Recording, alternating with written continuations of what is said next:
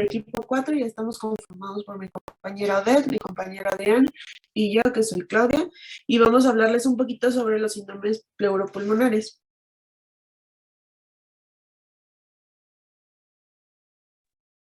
Ok, bueno, como sabemos, un síndrome va a ser un conjunto sistematizado de signos y síntomas. Estos van a ser característicos de una enfermedad. Así que todo aquel proceso patológico que compete al pulmón y la pleura va a modificar la fisiología normal de diferentes estructuras contenidas dentro de la caja torácica. En el caso de los síndromes pleuropulmonares, se dividen en dos, en los pulmonares, en donde se encuentran los de condensación, atelectasia, rarefacción y cavitatorios. Y en los pleurales está el derrame pleural, neumotórax, pleuritis seca y pequipleuritis.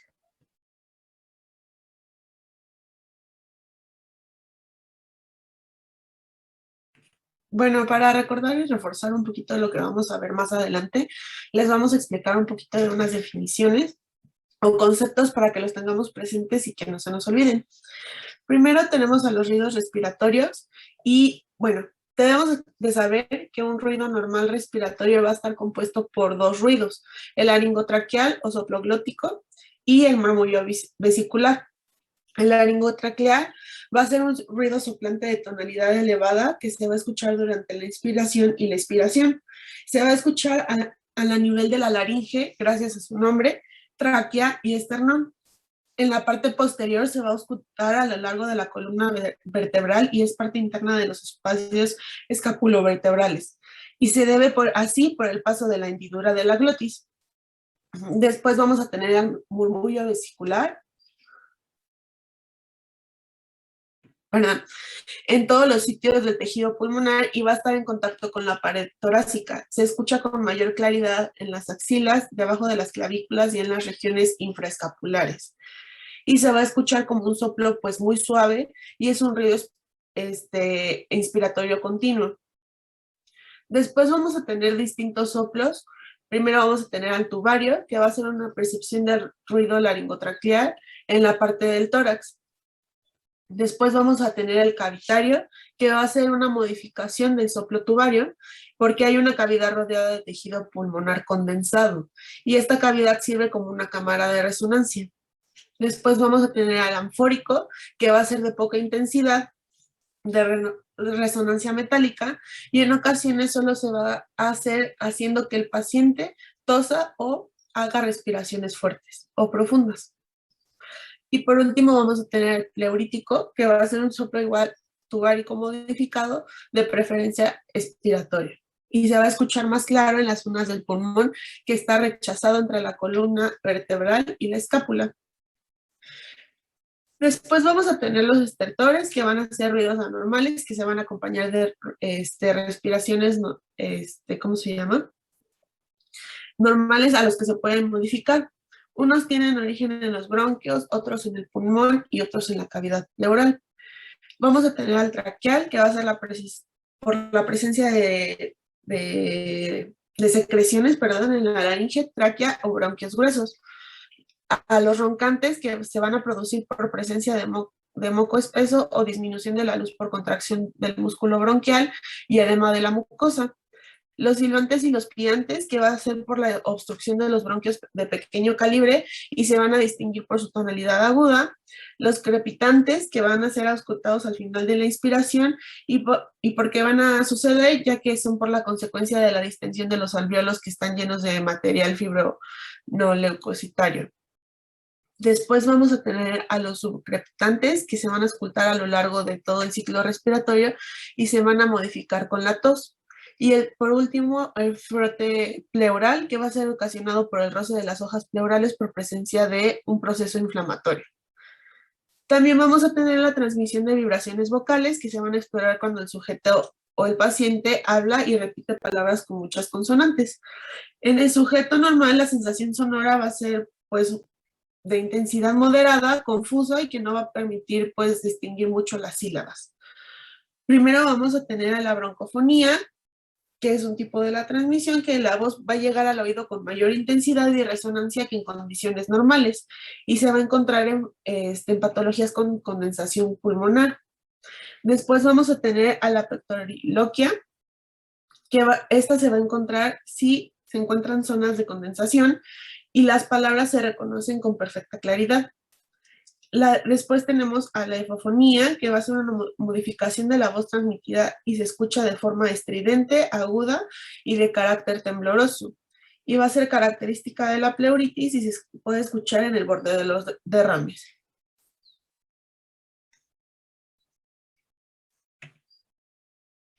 Y primero pues vamos a empezar con los síndromes pulmonares y después con los síndromes pleurales, perdón. Bien, ahora vamos a empezar con lo que es el síndrome de condensación. Este síndrome se va a caracterizar porque va a haber cambios en el contenido alveolar. Normalmente sabemos que estos alvéolos están llenos de aire y este contenido puede cambiar por exudado, como puede ser en el caso de una neumonía, una tuberculosis o por tumores. Estos se manifiestan en un estado de solidificación o un aumento de la densidad del parénquima. Esto va a hacer que pues pierda sus características de colchón neumático, que es decir, que es como esponjoso y se va a solidificar. ¿Puedes pasar a la siguiente, por favor? Bien, ahora, en cuanto a la inspección, vamos a ver que en este síndrome la movilidad del hemitórax afectado va a estar disminuida. Esto por estar alterada la ventilación y la modificación de las propiedades elásticas del pulmón que debería de tener normalmente. En cuanto a la palpación, se va a corroborar la hipomovilidad de este hemitórax. Las vibraciones vocales van a estar aumentadas debido a que, como es un síndrome de condensación, va a convertir al pulmón en un medio más homogéneo y este va a permitir que sea un mejor transmisor de las vibraciones vocales. En cuanto a la percusión, vamos a tener que la sonoridad va a estar disminuida o abolida. Es decir, que no va a haber una resonancia pulmonar o un claro pulmonar y esta sonoridad va a ser mate o submate. A la auscultación vamos a tener que los ruidos respiratorios van a estar aumentados de intensidad y van a ser audibles a la expiración. Puede acompañarse a veces de un soplo tubario, que es un sonido que se va a asemejar al paso del aire a través de un tubo, por eso es que se le da este nombre. Y también puede haber o no fenómenos agregados, como pueden ser los estertores. En esta radiografía vamos a tener en la segunda imagen un ejemplo de un cáncer y donde se puede observar el síndrome de condensación. También en la parte de arriba, como señalado con un cuadrito, podemos ver también un signo de condensación. ¿Puedes pasar a la siguiente, por favor? Ok, el siguiente del que les vamos a hablar va a ser atelectasia. Este va a ser el resultado de una obstrucción de un bronquio causado por un cuerpo extraño o por un tumor. Va a ocasionar que el aire que está en los alvéolos, que depende del bronquio, sea absorbido por la sangre circulante y esto va a producir un colapso pulmonar. En este síndrome hay una disminución del volumen pulmonar y tiene como consecuencia un aumento de la presión intrapleural. Esto es debido a que el espacio pleural va a permanecer, digamos que hermético y se va a acompañar del desplazamiento de las estructuras vecinas como el mediastino, la tráquea y el diafragma. Esto va a ser hacia el lado afectado y los espacios intercostales se van a cerrar. La siguiente, por favor, Clau. Su etiología va a ser variada y este cuadrito me gustó mucho porque lo divide en intramurales y extramurales. En los intramurales, van a encontrar la obstrucción por cuerpo extraño, por tuberculosis, por secreciones o tapón, que sería un tapón mucoso, en el caso de fibrosis quística, asma, bronquiolitos, alteraciones por compresión como neumotórax, derrame pleural, alteraciones adhesivas como en el síndrome de dificultad respiratoria tipo 1 y tipo 2, y en las intramurales las adenopatías como procesos infecciosos o tuberculosis, las malformaciones vasculares, los tumores mediastínicos y malformaciones congénitas. También está la atelectasia por contracción o cicatrización en caso de tuberculosis, fibrosis pulmonar o alteraciones neuromusculares, perdón. La siguiente, por favor, Clau.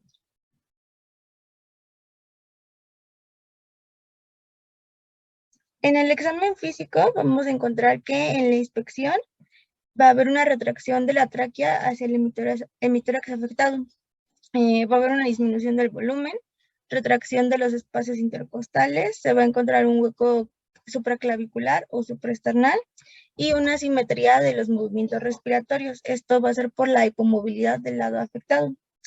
A la palpación vamos a encontrar que la ampliación y la amplexación se van a encontrar disminuidas y esto se va a corroborar con la disminución de los movimientos respiratorios. De igual forma, las vibraciones vocales van a estar disminuidas o ausentes y en ocasiones el ápex podría palparse desviado hacia el lado afectado. En la percusión debido a que el pulmón se va a encontrar colapsado y no hay aire, el ruido va a ser mate o submate. A la auscultación vamos a encontrar la evolución de los ruidos respiratorios, de la transmisión de la voz.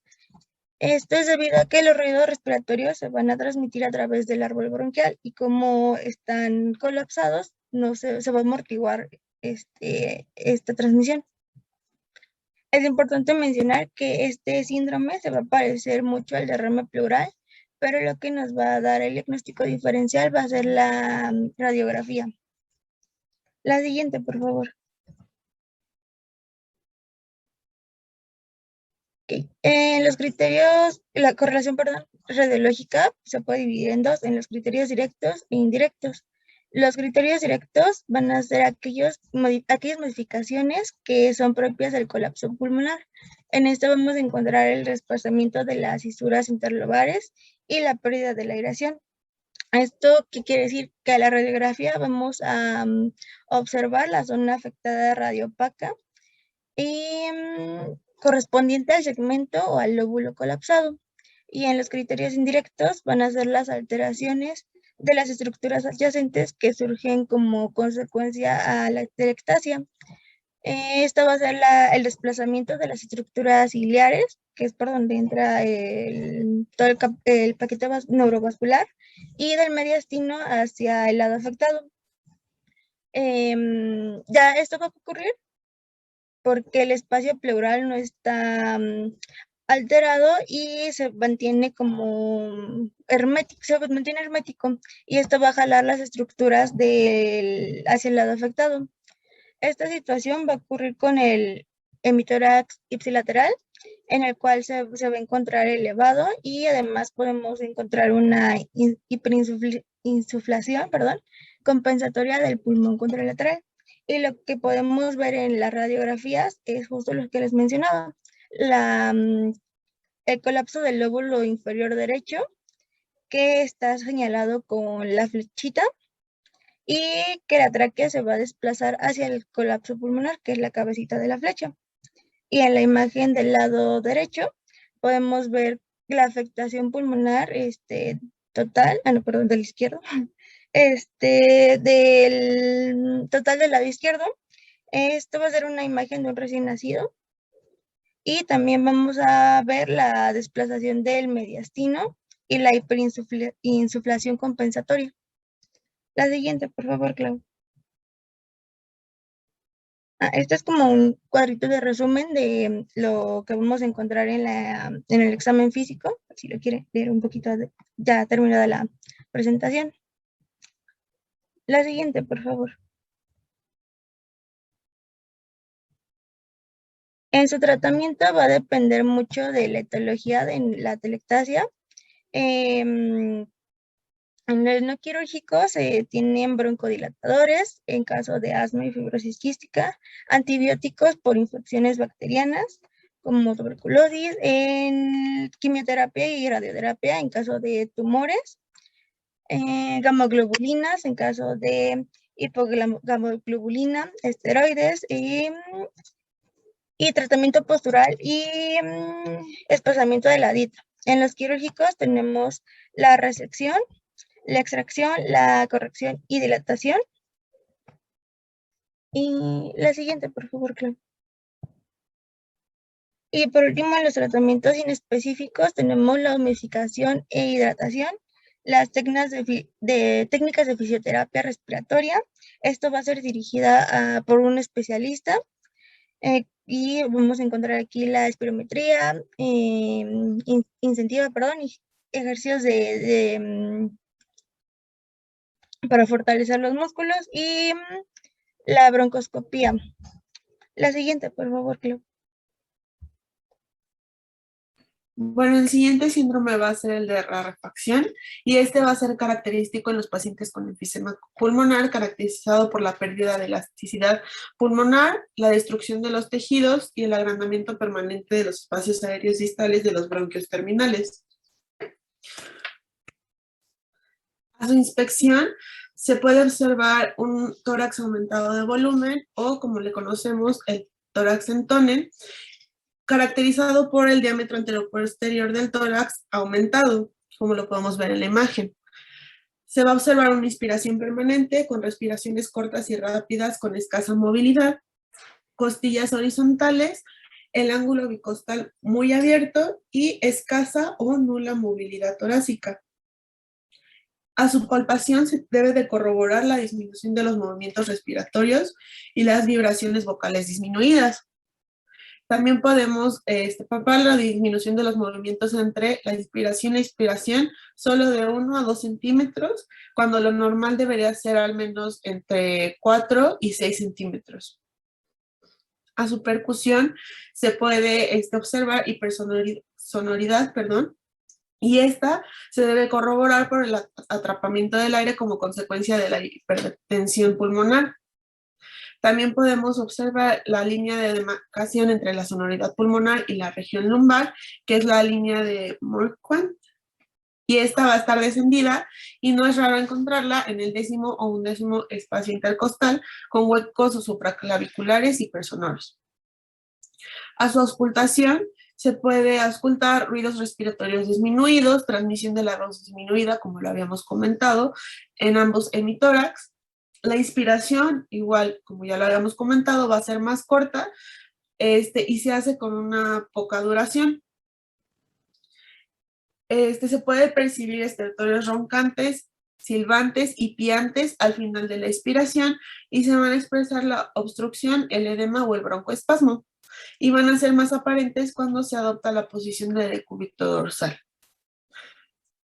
En la segunda imagen podemos ver una radiología y si podemos hacer una correlación, va a ser un pulmón insuflado con hiperclaridad, por eso se ve bastante negro, en los campos pulmonares por el atrapamiento del aire, que al mismo tiempo pues va a generar una horizontalización de los arcos costales, como lo habíamos comentado anteriormente, y el aplanamiento de las cúpulas diafragmáticas. Además podemos ver el corazón en gota o un poco alargado.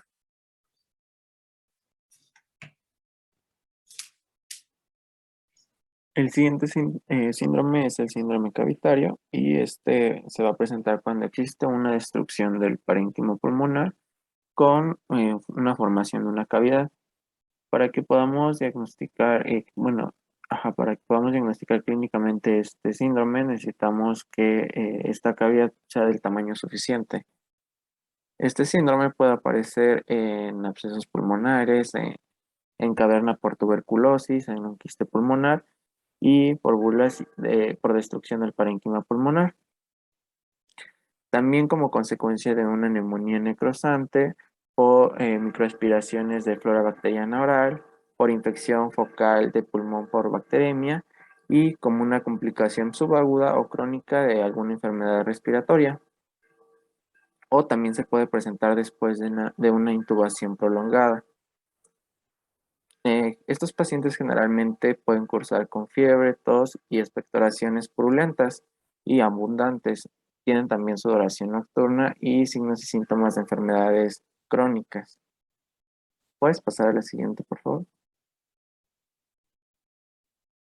A la exploración física, en la inspección vamos a encontrar una disminución de los movimientos respiratorios del lado afectado.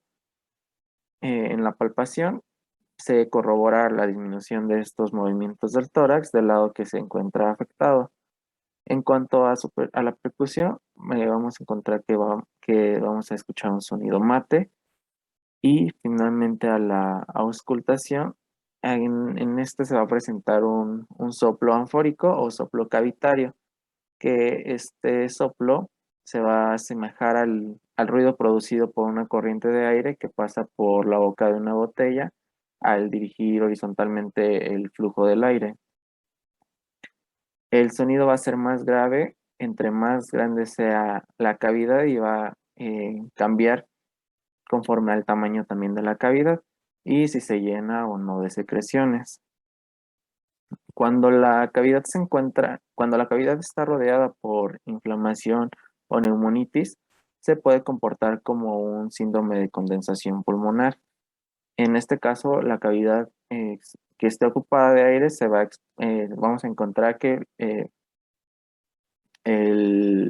las vibraciones vocales van a estar disminuidas, así como los ruidos respiratorios y las transmisiones vocales, acompañadas de hipersonalidad o timpanismo. En cuanto al tratamiento médico y la duración de este, pues va a depender de la etiología y del curso clínico imagenológico, perdón, que presenten las lesiones. En estos generalmente se recomienda que se use antibióticos dependiendo del agente etiológico del que se hable y la sensibilidad que tenga el paciente a estos.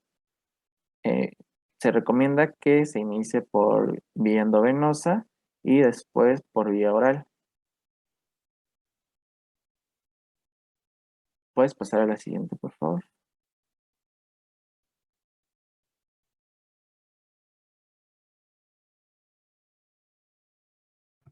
Ok, bueno, ya entramos a los síndromes pleurales. El primero va a ser el derrame pleural. Este va a aparecer cuando el espacio pleural se va a estar o se encuentra ocupado por líquido, ya sea transudado, exudado, sangre o pus. Para que esto se detecte clínicamente debe haber al menos 400 cc. En condiciones fisiológicas existe una escasa cantidad de líquido pleural, son unos 5 a 10 mililitros por cada hemitórax. Y el derrame pleural se presenta cuando el líquido contenido en el espacio entre ambas pleuras va a incrementar tanto que supera la reabsorción de este. La siguiente, por favor, Clau. Tenemos dos clasificaciones. Los exudados son aquellos que se produce causado un daño directo en la pleura, como son las neoplasias, en caso de tumores de la pleura primarios o metastásicos, infecciones bacterianas o parásitos o en caso virus, tromboembolismo pulmonar, enfermedades gastrointestinales, enfermedades ginecobstétricas, enfermedades reumáticas, también causadas por toxicomanías, por hemotórax, cletórax y misceláneas.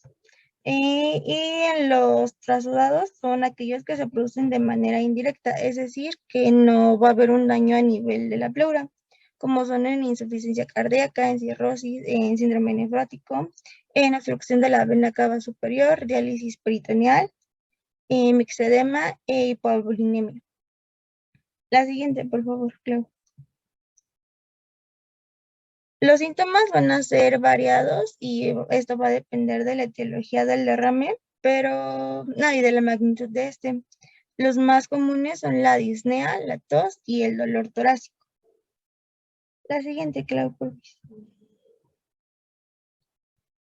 En nuestro examen físico vamos a encontrar que a la inspección va a haber una disminución de los movimientos respiratorios del lado afectado y un aumento de los espacios intercostales. También un abombamiento de la región subescapularia o en todo el hemitórax. A la palpación se va a ver una abolición o una disminución notoria de las vibraciones vocales. Se va a corroborar con la hipomovilidad y, perdón, esto va a ocurrir porque aunque el líquido es más homogéneo, se forma una pared entre la vibración, la transmisión y el árbol bronquial y el receptor, que sería en este caso el estetoscopio. El ápex puede palparse desplazado hacia el lado sano Y con esto podemos concluir que hay una disminución o evolución de las vibraciones vocales en la región basal del hemitórax, y en cambio va a existir un aumento de ellas en la parte alta. A la percusión vamos a encontrar ruido submate, perdón, o mate. En la región basal, esta matidez va a quedar limitada hacia arriba por una curva en forma de parábola. A esta curva la vamos a llamar curva de Tammuz-Zeus, y la curva se inicia en la región basal del lado sano, va a ascender y cruza la columna vertebral, continúa ascendiendo hasta el plexo del hemitórax dañado y alcanza su máximo en la línea axilar media. Va a descender poco a poco en la región axilar de la cara anterior. El triángulo de matidez que se forma del lado sano se llama triángulo de Croco. A la auscultación vamos a encontrar la abolición de los movimientos respiratorios, y en el borde superior del derrame se puede encontrar una ecofonía y pectorragia afónica. La siguiente, por favor, Clau.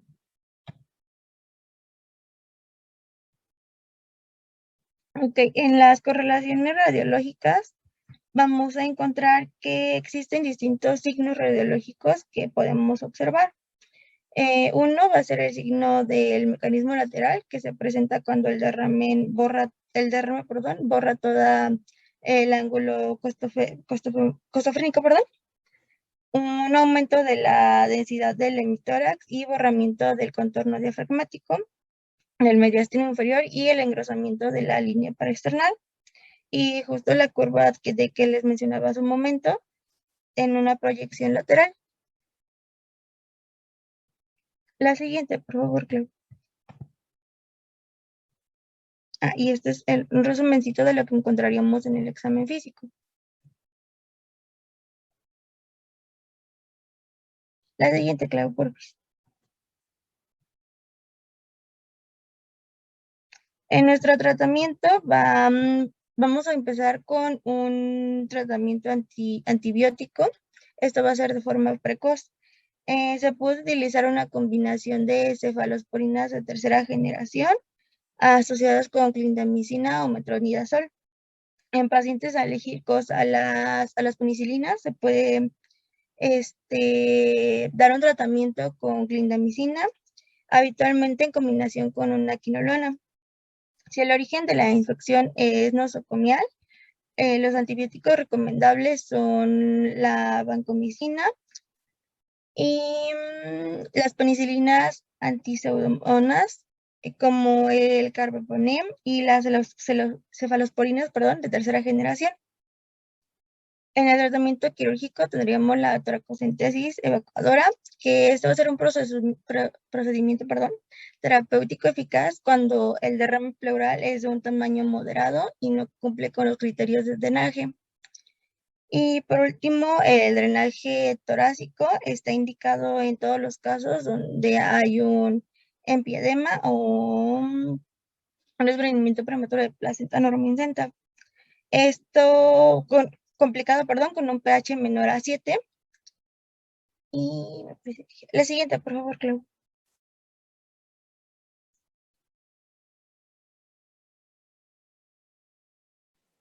Bien, ahora vamos a tener a la pleuritis seca.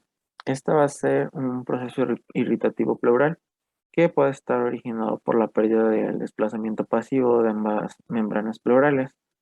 Esto excitando a las fibras nerviosas que inervan a la pleura parietal, lo que va a causar dos manifestaciones que son muy características en este síndrome, que es el dolor pleural, que es un dolor intenso que va a aumentar con la tos y con los movimientos respiratorios.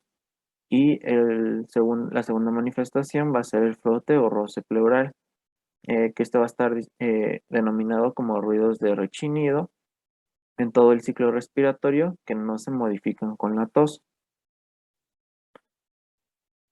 La pleuritis, como ya les mencioné, va a ser una inflamación y esta puede ser de origen físico, químico o infeccioso. Y cuando no se acompaña de un derrame pleural, es cuando se puede denominar que es una pleuritis seca. En cuanto a su etiología, tenemos que puede ser por tuberculosis, por herpes zóster, por infección por virus de Coxsackie, por infección de micoplasma, por una embolia pulmonar o por traumatismos. ¿Puedes pasar a la siguiente, por favor?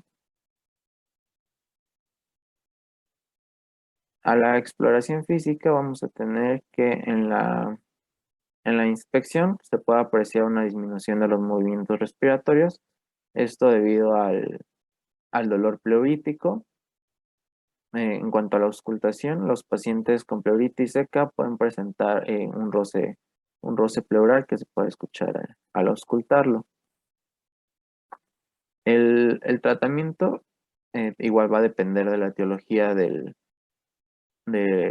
que presenta el paciente, pero generalmente se trata con analgésicos o con corticosteroides y para disminuir un poco el dolor. ¿Puedes pasar a la siguiente, por favor? Ahora, la síntesis pleural, esta se va a caracterizar por ser un adosamiento total o parcial de las membranas pleurales. Generalmente estas no tienen manifestaciones clínicas.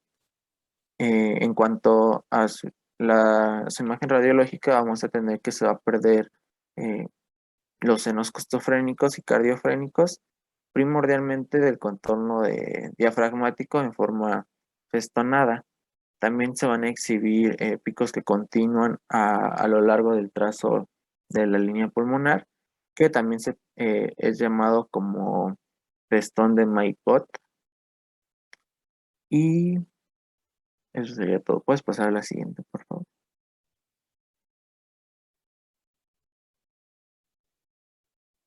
Yo les voy a hablar sobre el neumotórax y este se va a presentar si existe la presencia de aire en la cavidad pleural, que generalmente pues va a penetrar a la cavidad pleural a través del pulmón, de los bronquios rotos o de la pared que va a perder su integridad. La entrada de aire pues va a estar favorecida de cierta forma por la presión intrapleural negativa y esto va a provocar que la presión se iguale con la atmosférica, y produzca este colapso pulmonar que va a ser caracterizado del neumotórax. Y según la cantidad de aire que entra a la cavidad pleural será el grado del colapso pulmonar, por lo tanto el neumotórax va a ser clínicamente detectado a partir de un 20%.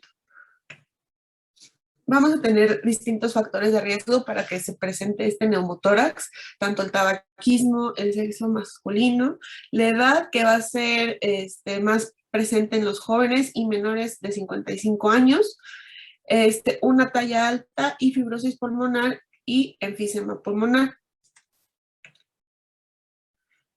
Vamos a tener su clasificación, que esta va a ser por su etiología, que puede ser de manera espontánea o adquirido. La espontánea se va a subdividir en primario y secundario. El primario es cuando el paciente no va a tener una enfermedad pulmonar clínica y el secundario cuando ya existe en el paciente una enfermedad pulmonar clínica aparente.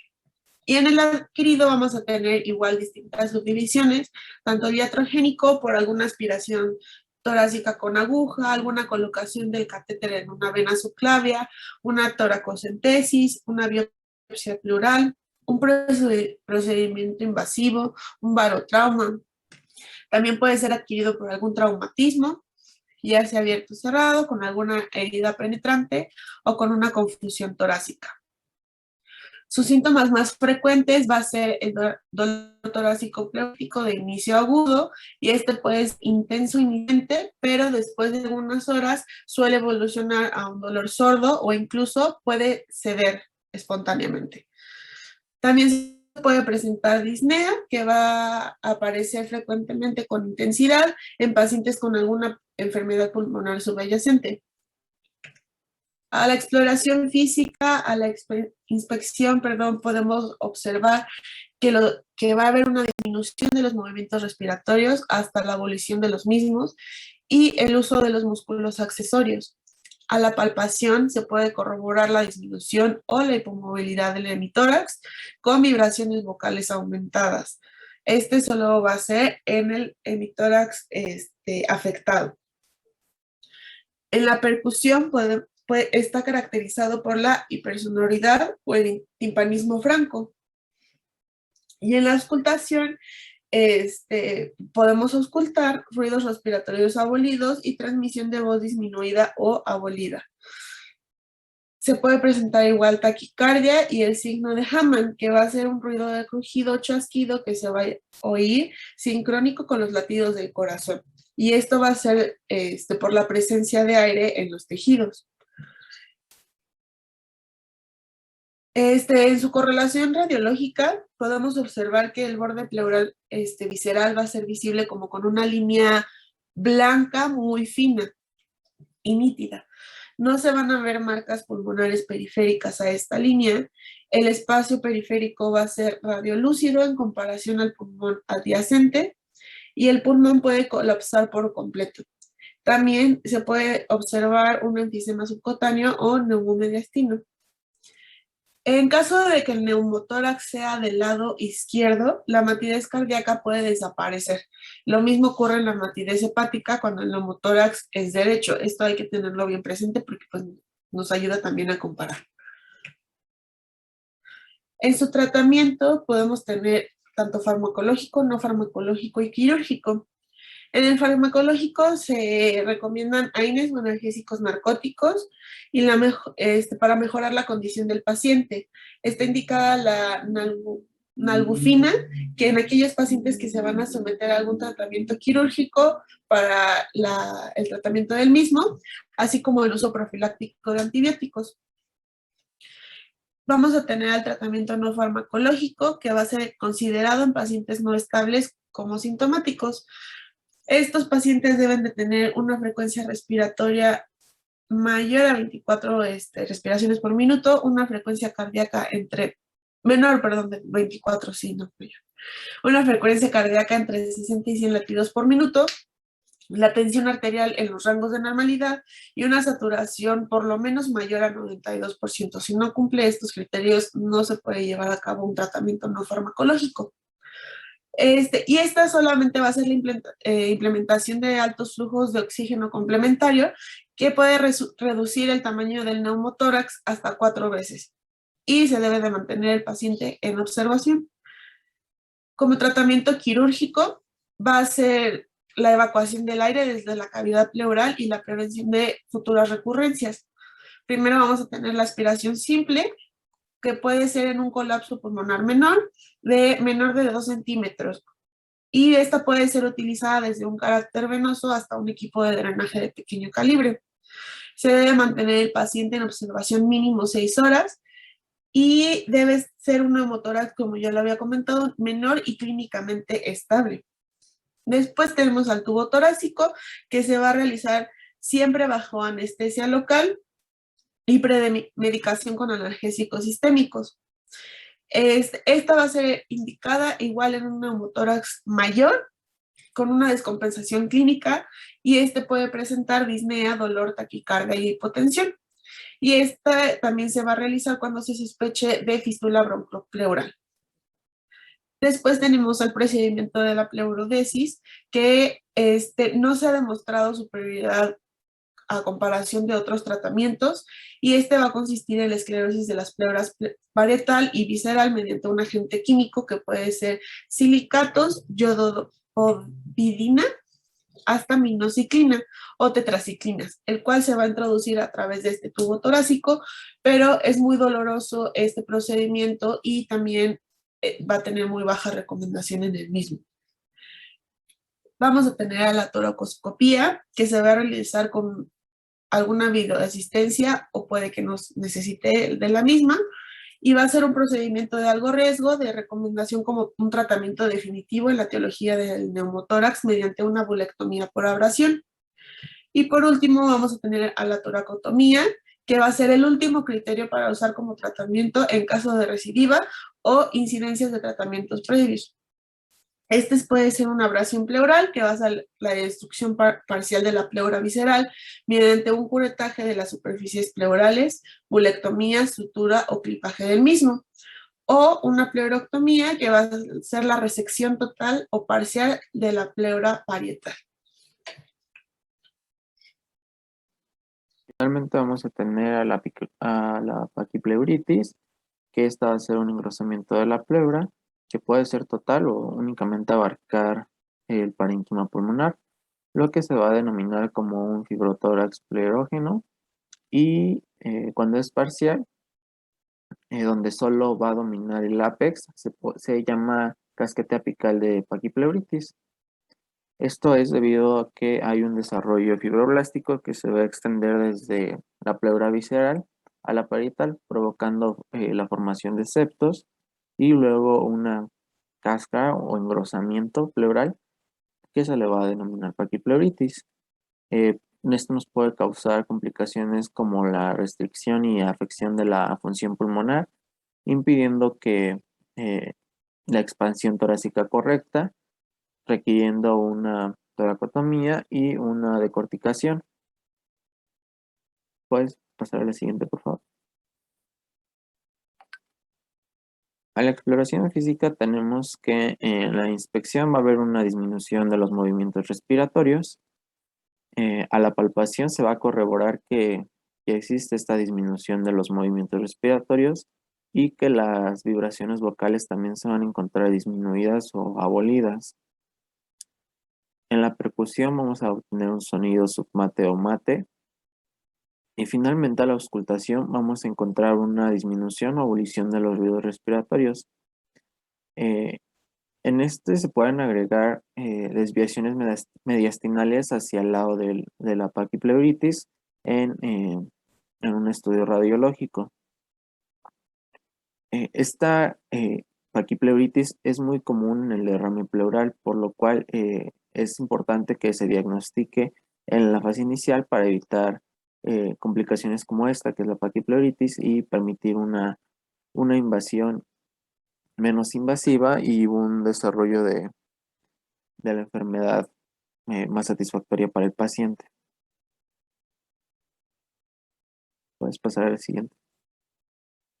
Y finalmente aquí les presentamos un cuadrito donde se encuentran todos los síndromes pulmonares y pleurales y lo que se va a encontrar a la exploración física, a la inspección, a la palpación, percusión, auscultación. Si se pueden encontrar soplos, estertores o pectoriloquia. Y eso sería todo de nuestra parte, doctora.